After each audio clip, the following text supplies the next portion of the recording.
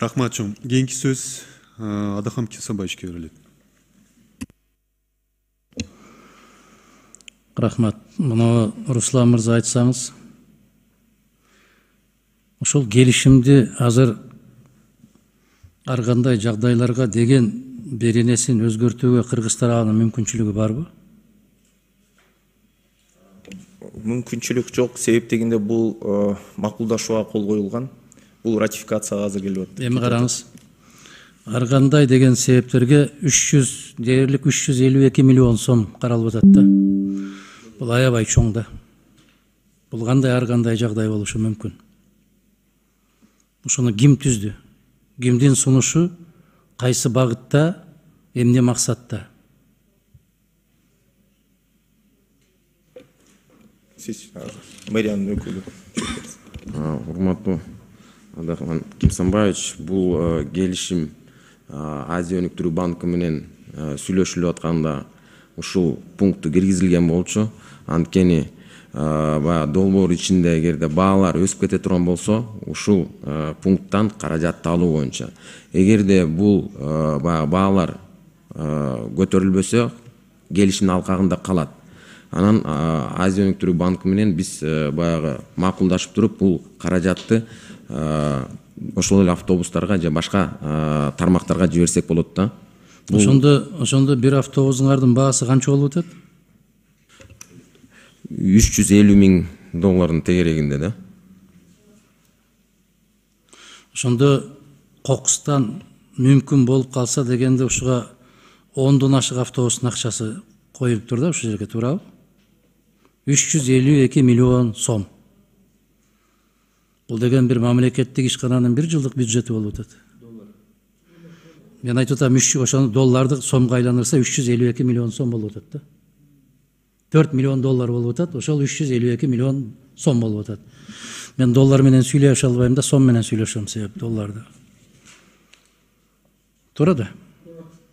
Туура айтасыз, бирок бул пунктты алып койсо деле болот. Жана сразу эле троллейбус, автобус алганга депчи. Мен ошону сурап атам да. Жок, эгер бирок алган кезде анан кийин баягы эскалация цен болуп кетсе, баа көтөрүлүп кетсе, анда биз өзүбүздүн эсебибизден бул баягы айырманы төлөп бериш керекпиз да. Туура. Бирок бизде деген баягы ар кандай жагдай болушу мүмкүн. Пендечилик, ар кандай жаратылыш шарттарына, башка экономикалык шарттар өзгөрүп кетет. Бирок 352 миллион деген сөз бул адамды чочутат. Адамды коркутат бул. Карап көргүлө өзүңөр деле жигиттер. Кыргызстан башта экологиялык жактан эң таза өлкө деп мактанып келсек, соңку 6-7 жылдан бери эң кир шаар деген макамды бербей келатабыз. Биринчи, экинчи, 3 лидерликтен түшпөй келатабыз. Айрыкча кышында. Долбоор жакшы. Муну колдош керек, барышыбыз керек. Бирок баягы шалынын шылтоосу менен күрмөк суу ичет деген маселе болбосун деген гана чочулоо. Ар кандай жакшы ишти кичине жерден кыйшайтып алса боло берет. Болгондо да ошого үйрөнүп калганбыз, көнүп калганбыз.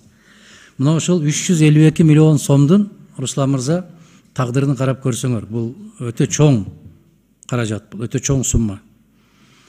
Ансыз деле кээде биз катуу эле айтып атабыз, баягы кеңешчилерге бөлүнгөн акча аябай очоюп кетип баратат, чоңоюп кетип баратат.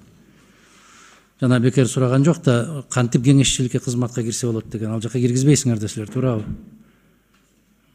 Жакшысы жеңилирээк министр болуп алыш жеңилирээк да, ал андай долбоорлорго кеңешчи болгонго караганда, туурабы? Урматтуу Адахам Кесабаевич, кеңешчи өзүңүз консультант болуп, бул эки түрү бар, билесиз, эл аралык, анан биздикилер.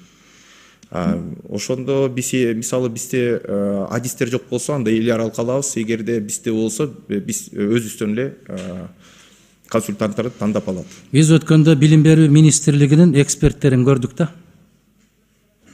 Биз көрдүк. Айланайын, аман эсен, ассаламу алейкум. Аман эсен. Бирок көптөгөн жылдардан бою бизде эксперт болуп келатат дейт да. Эми ага караганда айылдагы 10 жылдык мектептин мугалимдерин коюп койсоң көбүрөөк эксперт жасап берет, анализ жасап берет, практиктер. Талашкандан пайда жок, урматтуу коллегалар. Эгерде биздин колубуздан келе турган болсо, азыр ким жооп берди мага? Мэрдин орун басары жооп берди. Ушул 352 миллионун тагдырын кайра так жазып көрсөтүп койсок болот деп. Депутаттардан ушундай суроо пайда болот деп силер алдын ала билишиңер керек эле да. Сүйлөшүп отуруп, талашып отуруп баары колдоого ээ болобуз. Колдообуз карга жок. Муна керек. Шаарды тазалаш керек. Түтүндөрдөн жыйнаш керек. Солярка менен жүргөн бүтүндөй бардык керекпи чоң камаздарды деле киргизбей коюш керек. Өнүккөн өлкөлөрдө ушундай. Кайсы бир саатка чейин жанагы чоң түтүн чыгарган машиналарды борборлоруна, көчөлөрүнө киргизбейт. Ушундай шарттарга барышыбыз керек, чечкиндүү болушубуз керек.